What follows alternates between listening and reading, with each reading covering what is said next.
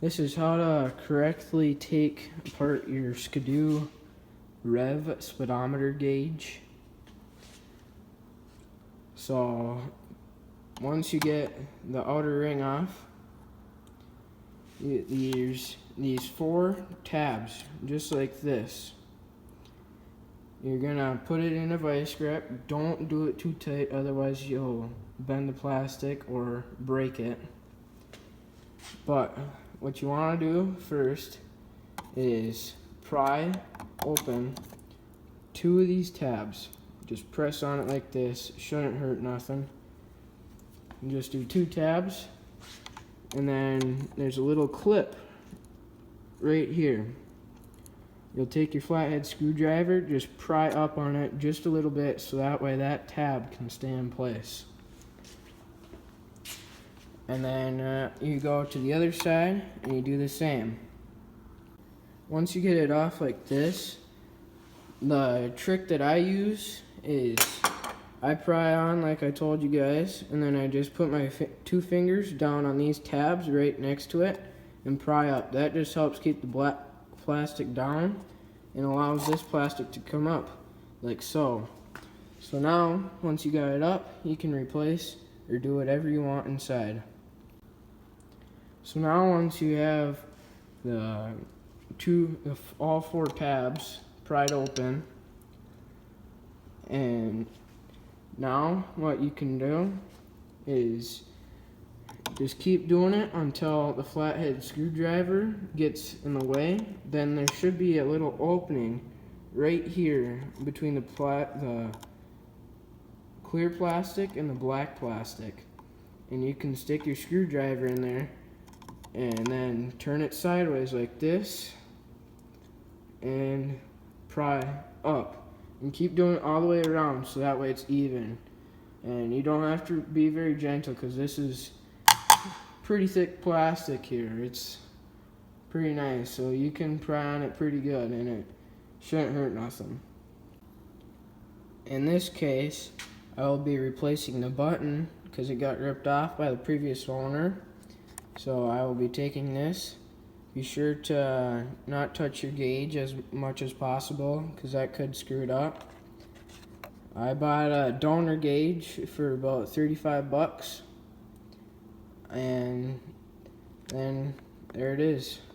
Press down on it, make sure it clicks. Everything does. Looking good. And now that that is in there, we just repeat the process of putting the gauge right back on. Now I got it installed. Now we will be putting it back on.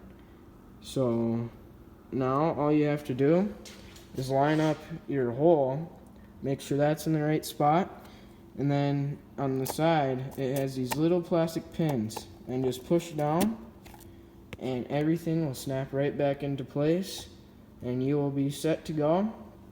And I will show you how to put it back into the gauge holder, your console. Once you hear all those 4 pins snap into place, you know that your gauge is on. Make sure that this yellow gasket right here is not being pinched or nothing, because that is what keeps the moisture out of your gauge.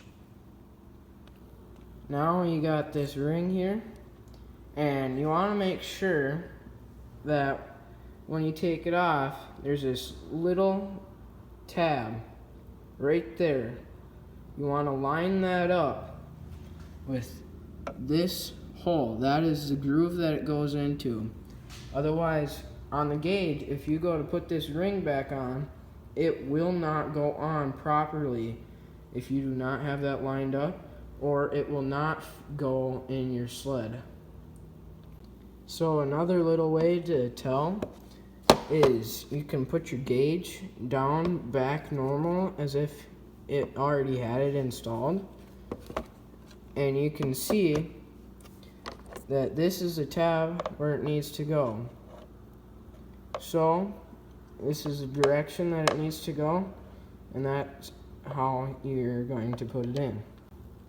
Now that you got this installed, just to make sure go all the way around it and check to make sure that there's no cracks or nothing in between the clear plastic and your ring. This one looks pretty good. So now I will be putting it into my console.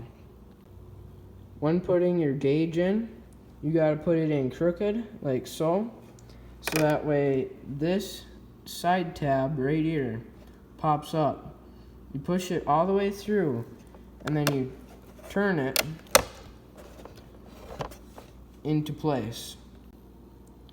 Now I got the gauge installed. As you can see, the tab has popped up. Everything is in place. And now I'm going to put the gauge back on the snowmobile. Now that I got it installed, the console is in. Just got to put in your 4 screws. In case you're wondering, the handlebar riser is a 4 to 6 inch adjustable from PowerRiser and PowerMad, and these are PowerMad handguards. I will be bending these a little more because there's quite the gap there.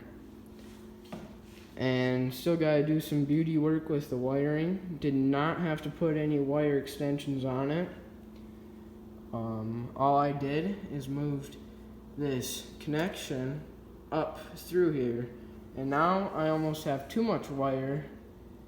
You do have to put a PowerMad throttle and brake line extension on it.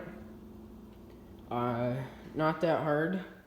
The throttle extension was really easy to put on, pretty self-explanatory. And the brake line, that was harder than the throttle extension, I would say, just because having to bleed it, that was the hardest part. Now I got all 4 screws in for it. So now all I have left to do is put on the black piece. That's pretty simple. You just snap that thing right in there. It is a little stubborn, but once you push it in there, good, it will go in. Okay, now that is all snapped together, and now it is time to get out and ride. In case you are wondering, this snowmobile does have frog skin. I think I paid about $70 for it. And that is all this. It's not the best job in the world. Comes with a grill for down here. And also a cover for here. I do have, this is a 213 parts windshield. It's just self-tappers and some 3 washers. Just make sure that if you do get one, you're putting it not through the gauge. This is because I can't remember the size exactly on the self-tappers, but they did go in pretty easy. I had no troubles. But now it is installed. This is a 2005 600 HO Renegade with a 136 track and a Skidoo bag on it, and it does have some minor issues with it, but this was my dad's sled, and now it is going to be mine for this season. Really looking forward to doing a build series on it, and so far it has turned out pretty good.